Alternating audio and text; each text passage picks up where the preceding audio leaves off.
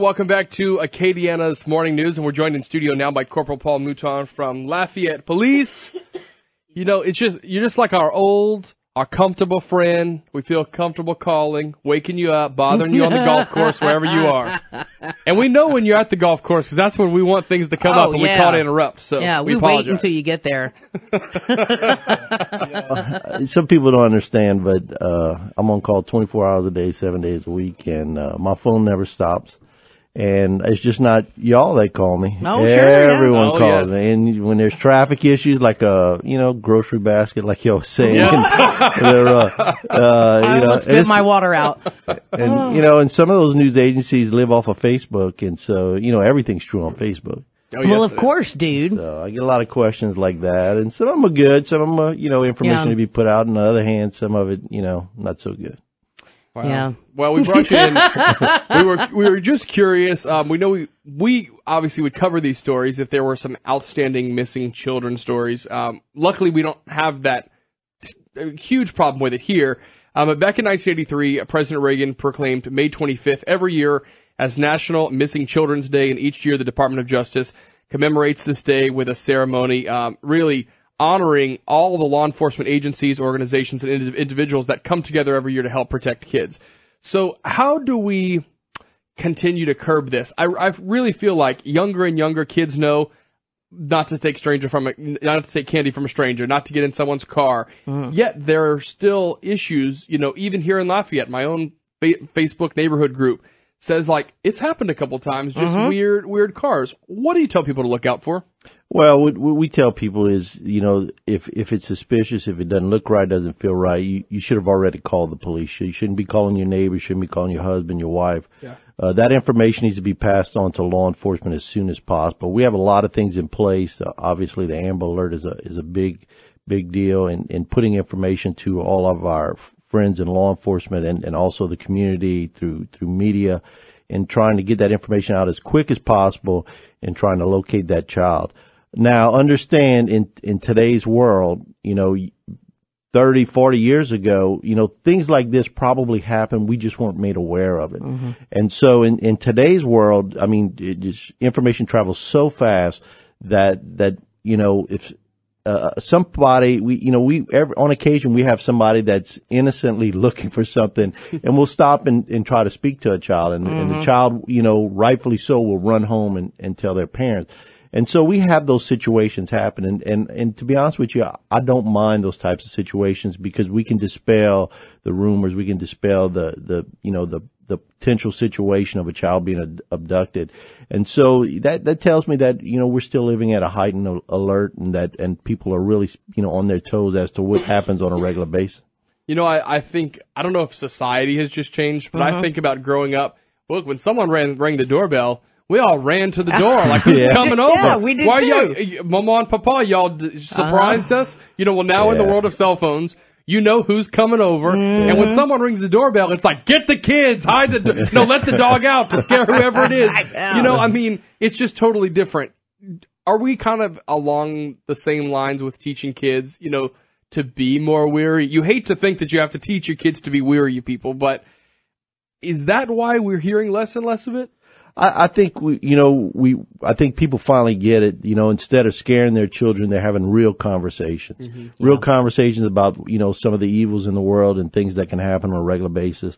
And so they have to be aware of their surroundings as adults do, and they have to be on their toes. And if something doesn't look right, if they get that bad feeling, then they need to take action as young kids. And so it's those real conversations, I think, that are happening all across America that are preventing a lot of these, potential situations from happening.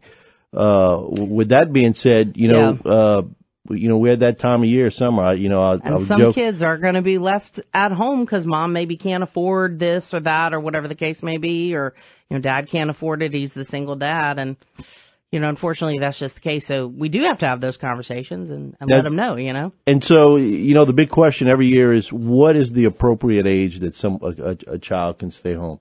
And I think the key to it is the responsibility that you feel your child is. Normally, we'd look around 13 years of age. a little younger than that, a little too immature. Some of them are still immature at 13, but you have to make a choice as a parent if you feel that your child have rules in place. Or can they cook while you're not there? Right, yeah. Can they operate the stove? Internet usage. Do you want them on the internet at the time? You take that modem to you with work. They're not getting on the internet. That's a good point. So all that, you should have that spelt out on your refrigerator. Okay, when this child gets up in the morning, if someone does come to the door, what do you do? If the phone rings, how are you going to answer that phone? All those things have to be discussed with that child before you go to work, and test them. Call home. Okay, listen, I'm going to call and I'm going to hang up and I'm going to call again. Or, fortunately or not fortunately, a lot of kids have cell phones today, so parents can call them directly.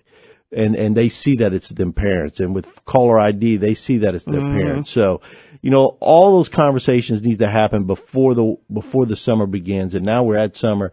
If you haven't talked to your child and sat down and really had them understand of where and what they can do while you're away, then you need to have that. And I will say this, you kind of brought up a good point. I guess in my whole mind, I think about, someone really approaching a kid, saying, come with me. But gosh, you have Facebook and Twitter, and kids are getting younger and younger on it. They don't have to approach them that way. It's a quick text or an instant message, Well, and the only other thing I was going to add is I remember a report from years ago when we talked to Officer Brinke about this, when he had done a report and how easily children are swayed, even if you have had these conversations multiple times. And he did a report basically where he, said, hey, I have a puppy. Do you want to see it? And in most cases, the child would just go right along with him.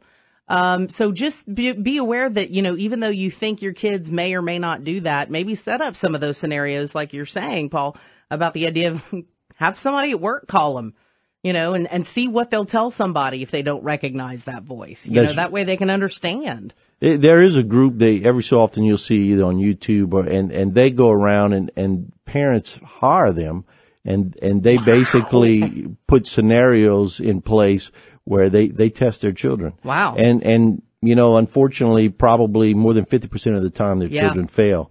And so, it's scary, but, it has a lot to do with the way we raise our kids. We raise our kids innocent. We raise our kids to be trusting. But on the other hand, we need to make them understand that, there is evil in the world and that they need to be aware of that.